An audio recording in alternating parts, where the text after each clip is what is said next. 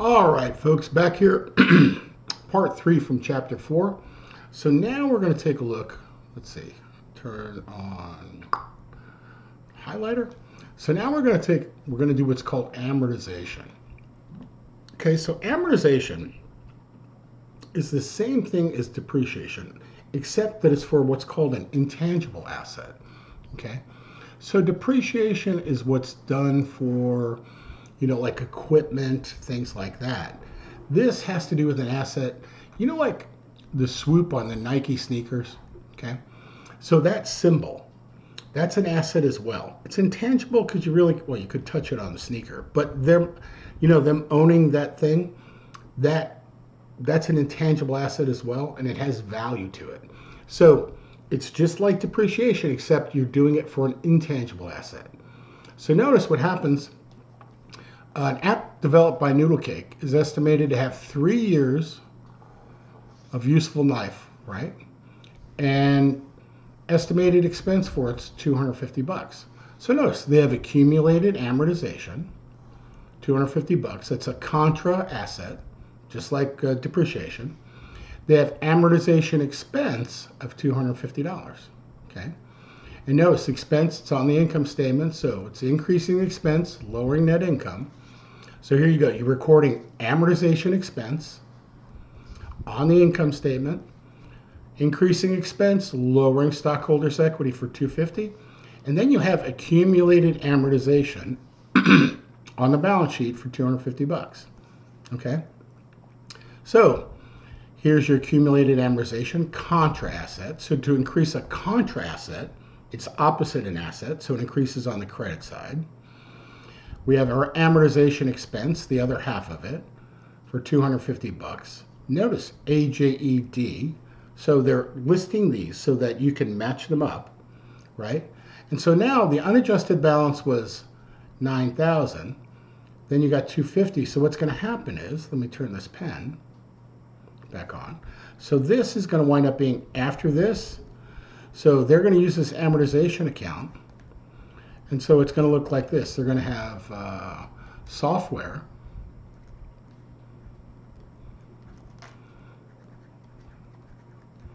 $9,000. Then they're going to have accumulated amortization, $250.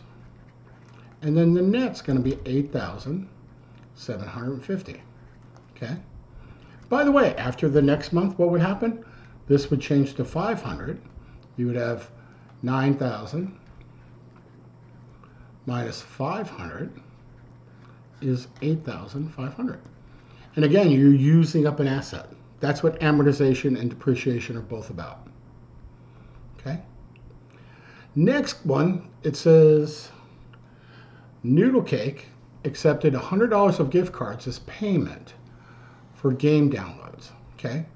So what happened was, so remember they sold those gift cards. They got the cash, but they didn't earn the cash yet. So notice what happens. They lower their deferred revenue, the liability they got when they sold them, and now it's actual revenue. Okay. So now we have revenue increasing of 100 and net income is going to increase of 100. So deferred revenue gets lowered by 100. Okay. And sales revenue gets increased by 100. So really what's happening is we're going from deferred revenue, meaning we got the cash but we didn't earn it yet, to actual revenue. So notice they had a balance here before. Deferred revenue is a liability. So it increases with the credit, decreases with the debit. Well, now we're decreasing it because now that they've actually redeemed the cards, we now have a $200 balance, and now we've actually earned $100. Okay, so now our new revenue is $12,100. Okay, so really these adjusting entries are not that hard. Just follow through. All right, so this one, take a look. Services given, but revenue not yet recorded. Now, I'm going to tell you, this is fairly unusual. It says here, Noodle Cake provided that much of consulting services to other app developers in September, but with payment to be received in October. Now, The likelihood that somebody didn't record the revenue is not that big, but if they didn't, they would have an account receivable. They did the work. They would have an asset, account receivable, and it would be considered revenue. Again, like I said, they actually have the wrong number here. This is wrong. Okay, it's not 2,500, it's 3,250. But anyway, they have an account receivable, increases an asset of 3,250, and they have the revenue. So what this means in English, they did the work, they provided the service, they didn't receive the money yet. So notice, account receivable, which is an asset, increases with the debit. There's the adjustment F. And then revenue, and increasing stockholders' equity, F, 3,250. Now I'm going to tell you, that's a pretty rare one, because it's not that often that somebody does work and forgets to record it. Okay? But in case they did, that's what it would look like. Okay? Now here, it says wage expense incurred but not yet recorded. Okay? Noodle Cake owes $1,950 to employees for work done in the last 6 days of September. Okay? So what happens is we have salary and wages payable, $1,950, and salary and wages expense of $1,950. Again, I don't know where they got this. This thing is wrong again. Okay, but anyway, so you show the expense of $1,950. So you increase expense, you lower stockholders' equity, and then you have this payable. What that means is it's not paid yet. So usually when this happens, it's like at the end of the month. Like if you look up here, let's say today was December 28th. It was a Monday, right?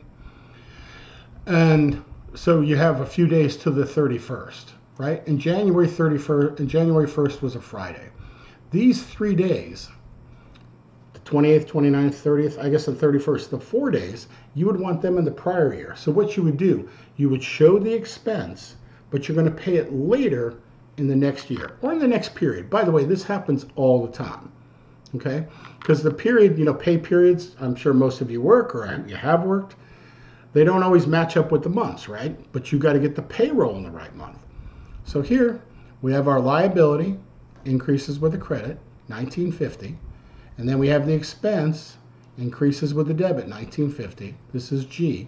Now remember, this is all about matching things up. Doesn't matter when they pay it. It matters when they incurred it. So this was for these employees worked in September, but it's probably not going to be paid until October. Okay, but we need that to be in September. Okay. Now this one can happen. It says interest expense incurred but not yet recorded. So you have an interest expense, but you don't know how much. Noodle Cake is not paid or recorded $100 interest that it owes on a note.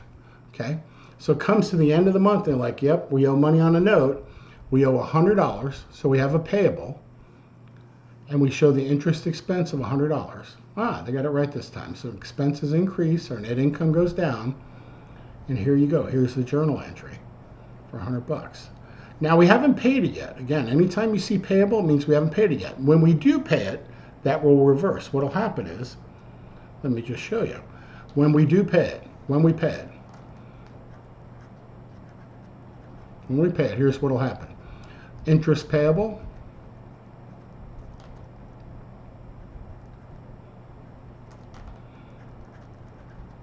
debit of $100, and this would be to get rid of this guy right here, and then we would have cash, $100. Then we would have paid it. Okay? Now here it says income taxes incurred but not yet paid. By the way, this happens all the time. So notice you have our revenue so far, our $15,350, right? All of our expenses together, $14,350. So we have $100 of income, $1,000 of income. We have a tax rate of 20%. We owe this tax. So what we're going to do, we're going to record that tax and we're going to pay it later. Okay? And it'll look like this. Income tax payable, again a liability. Income tax expense on the expense account. Hey, they got this right. Expenses go up 200, net income goes down. So we're showing the expense and this means we're paying it later. Okay? And income tax payable is a liability. AJEI for 200. Income tax expense increases with a debit. AJEI 200.